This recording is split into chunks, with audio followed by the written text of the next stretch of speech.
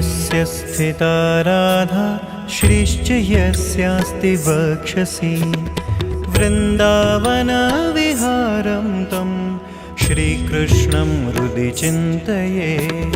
लिखामि सहजानन्द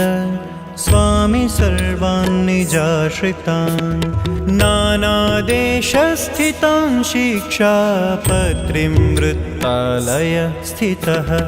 रात्रौ रामप्रतापेच्छा रामयोर्धर्मजन्मनोः यावयोध्या प्रसादाख्य रघुवीराभिधौ सुतौ मुकुन्दानन्दमुख्याश्च नैष्ठिका ब्रह्मचारिणः गृहस्थाश्च मया राम भट्टाद्याये मदाश्रयाः सधवा विधवा योषा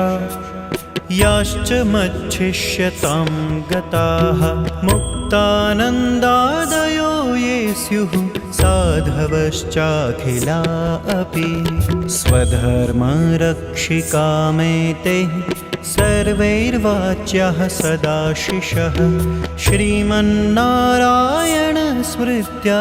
सहिताः शास्त्रसम्मतः एकाग्रेणैव मनसा पत्रीलेखः सहेतुकः अवधार्योऽयमखिलैः सर्वजीवहितावहः ये पालयन्ति मनुजाः सच्छास्त्रप्रतिपादितान्